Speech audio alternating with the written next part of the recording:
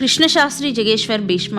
శ్రీ సాయి దర్బార్లో బాగా చదువుకున్న వాళ్ళు, పండితులు నానాసాహెబ్ చందోర్కర్, తాత్యాసాహెబ్ నూల్కర్, కాకా మహాజని, జగేశ్వర్ భీష్మ వంటి వారెందరో ఉండేవారు. వీరిలో శ్రీ కృష్ణశాస్త్రి జగేశ్వర్ భీష్మ కూడా ఒకరు. ఇతడు నాగపూర్ జిల్లాలోని బోరి గ్రామస్థుడు. 1854లో జన్మించి ఎక్కువ కాలం నాగపూర్లో ఉన్నాడు. కొంతకాలం స్కూల్ అకౌంట్స్ శాఖలో పనిచేస్తూ 1910లో మన దేశ స్వరాజ్యం కోసం గాంధీగారు ప్రారంభించిన సహాయ నిరాకరణ ఉద్యమంలో పాల్గొన్నారు. తర్వాత కొంతకాలం వ్యవసాయం చేసేవాడు.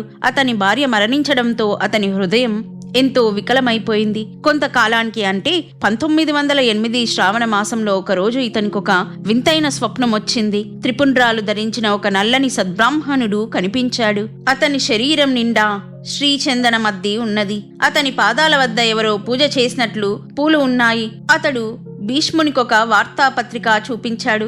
దానిమీద సచ్చిదానంద అని పెద్ద అక్షరాలతో రాసి ఉన్నది. భీష్మ అది చదవగానే మరొకసారి పేపరు చూపి దానిపైనున్నది చదవమన్నాడు. దానిమీద మంత్ర్ వశీకవ, ఇందాక చూసిన జై సచ్చిదానంద అనే మంత్రం నేర్చుకో అని రాసి ఉన్నది. దాని అర్థమేమని అడిగే లోపల ఆ వ్యక్తి కనిపించలేదు. కొద్ది రోజుల తర్వాత గణపతి ఉపాసకుడైన ఒక సాధువు బోరీ గ్రామానికి వచ్చాడు. ఆయన భీష్మునికొచ్చిన స్వప్నం గురించి విని అతనికి గురువు సచ్చిదానంద స్వరూపానికి మారుపేరు అనదగిన స్వామి అని, ఆయనే అలా స్వప్న దర్శనమిచ్చి వశీకావా అనే మంత్రం ఉపదేశించి ఉండవచ్చునని చెప్పాడు. మరి కొంతకాలం తర్వాత అతడు దాదాసాహెబ్ కాపాడ్డేతో కలిసి శ్రీ సాయిబాబాను దర్శించాడు. అతన్ని చూస్తూనే సాయి చిన్నగా నవ్వుతూ తమ చేతులు జోడించి జై సచ్చిదానంద అన్నారు. ఆ మాట వినగానే భీష్ముడు మొదట నివ్వెరబోయాడు. ఆనాడు తనకు స్వప్న దర్శనమిచ్చినది సాయిబాబానేమో అనుకున్నాడు. కాని సాయి రూపం ముస్లిం వలె ఉన్నది. తనకు స్వప్న దర్శనమిచ్చిన సాధువు వైష్ణవుడు. ఆ భేదభావం వల్లనే అతడప్పుడు సాయిబాబా పాదతీర్థం తీసుకునేవాడు కాదు. సాయి పొగ పీల్చి అందించిన చిలుముగొట్టము, వారి పాదతీర్థము ఎందరో ఆచారవంతులైన బ్రాహ్మణులు కూడా తీసుకునేవారు. కాని ఇతని భావమెరిగిన సాయి ఇతనికి మాత్రం చెలుమునిచ్చేవారు కాదు.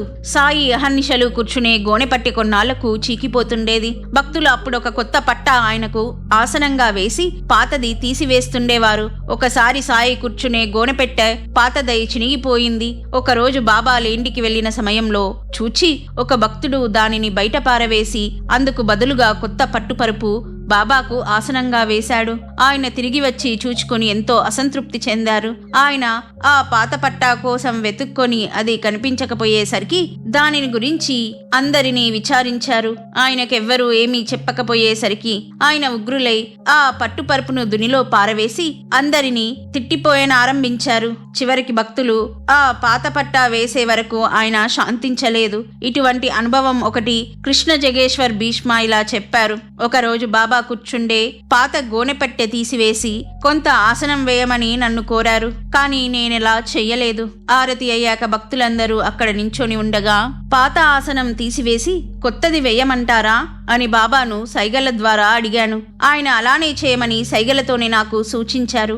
ఆ విషయం నేను దాదాసాహెబ్కు చెప్పగానే అతడు వెంటనే కొత్త పట్టా వేసి పాతది పారవేశారు. అప్పుడు బాబా కొద్దిసేపు చిలిం త్రాగి దానిని నాకు అందించి త్రాగమని ఆదేశించారు. నేను పొగ పీల్చి మళ్లీ సాయికి అందించాను. దానిని తీసుకుంటూ ఆయన, మేము సర్వత్రా సంచరిస్తున్నాము. బొంబాయి, పూణే, సతారా, నాగపూర్ మొదలైన నగరాలన్నీ రామమయములే, తెలిసిందా మిత్రమా అన్నారు. మళ్ళీ కొద్ది నిమిషాలుండి ఆయన అకస్మాత్తుగా, నీవేదైనా నాకు పెట్టకుండా ఎప్పుడు ఒక్కడివే తింటావు, కనీసం ఇప్పుడైనా 5 లడ్లు పెట్టు అన్నారు.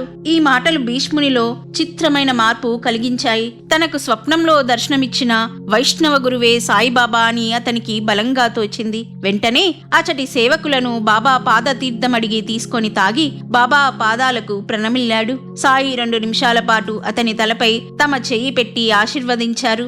అంతటితో అతనికి ఒక దివ్యమైన పారవశ్యం కలిగింది. తర్వాత భీష్ముడు వసతి గృహానికి చేరి షిరిడీ గ్రామంలో తను బాబాకు లడ్లు ఎవరి చేత చేయించాలా అని ఆలోచిస్తున్నాడు. కానీ సాయి తనను 5 లడ్లే ఎందుకు కోరారా అని ఆ రోజంతా ఆలోచిస్తూనే నిద్రపోయాడు. తెల్లారవ్వగానే అతని హృదయంలో అప్రయత్నంగా కవితాశక్తి పెళ్ళుబిక్కి పరవళ్ళు తొక్కింది.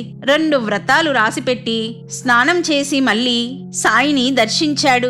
అతనిని చూస్తూనే సాయి మళ్ళీ లడ్డూల గురించి అడిగారు. వారి భావమెరిగిన దీక్షిత్ నవ్వుతూ లడ్డూలు తయారవుతున్నాయని బదులు చెప్పాడు. అటు తర్వాత సాయి ఆ విషయం ఏమీ మాట్లాడలేదు. మరో రోజు కల్లా కృష్ణ జగేశ్వర్ భీష్మ 5 పాటలు రాయడం పూర్తయింది. కానీ అటుపైన మరొక్క చరణం కూడా రాయలేకపోయాడు. అతడు మర్నాటి ఉదయమే వాటిని సాయి చేతిలో పెట్టాడు.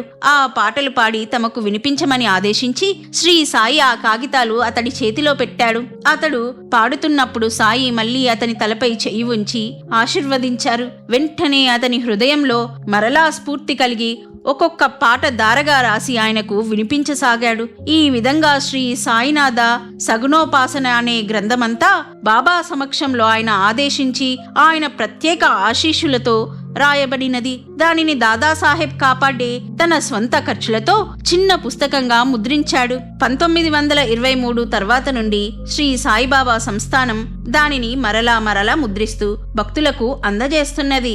భీష్మ 1912 నుండి తన సమయం ఎక్కువగా సాయిబాబా సన్నిధిలో గడిపేవాడు. అక్కడ జరిగే రామనవమి ఉత్సవంలో సాయి సమక్షంలో కీర్తన చేశాక అతడు గొప్ప కీర్తనాకారుడుగా పేరు పొందాడు. తరువాత వానప్రస్థాశ్రమం స్వీకరించి నాగపూర్ జిల్లాలోని మొహాపా అనే గ్రామంలో నివసించాడు. ఆ కాలంలోనే అతడు ఎన్నో భక్తిపరమైన రచనలు చేసి ఆగస్టు 8, 1935న ఆ గ్రామంలో చనిపోయాడు. శ్రీ సాయి గురించిన తన స్మృతులను భీష్మ ఇలా రాశాడు. సాయిబాబా రాత్రి చావడిలో నిద్రించాక ఉదయమే మసీదుకు తిరిగి వచ్చేటప్పుడు చేతిలో సటకా పట్టుకొని ఎవరిని ప్రత్యేకించి ఉద్దేశించకుండానే పరుషమైన మందలింపులు, ఘోరమైన తిట్లు కురిపిస్తుండేవారు. కానీ వారికి దగ్గరగా ఉండి జాగ్రత్తగా వినేవారికి మాత్రమే వినిపించేటట్లు ఒకసారి పెద్దగా తిట్టాక మరొకసారి మందస్వరంతో అల్లా అచ్చా కరేగా అంటుండేవారు. ఇందువలన ఆయన ఒక్కొక్కప్పుడు కోపించినట్లు కనిపించినా నిజానికి ఆయన హృదయం ఎంతో ప్రేమపూరితమని గుర్తించగలిగాను. ఈ విషయమై రామచంద్ర ఆత్మారాం తార్కడ్ కూడా ఇలా రాశాడు. సెప్టెంబర్ 6, 1910న నేను సాయిని దర్శించి ఎంతో ఆనందించాను. కానీ తరచుగా ఆయన కొందరిని పరుషంగా తిడతారని, ఒక్కొక్కప్పుడు కొట్టను కూడా కొడతారని విని ఆయన సిసలైన సత్పురుషులు కారేమోనన్న శంక నన్నింకా బాధిస్తూనే ఉన్నది.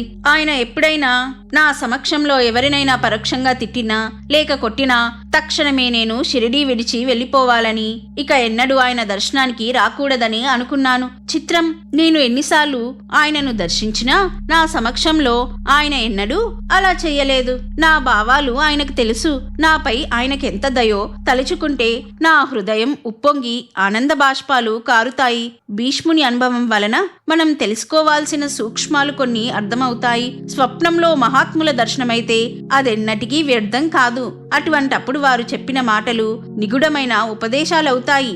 అవెన్నటికీ వ్యర్థం కావు. మంత్రయోగ సంప్రదాయం ప్రకారం కూడా అట్టి భాగ్యవంతులకు వేరొక మంత్రోపదేశము పొందవలసిన అవసరం ఉండదు.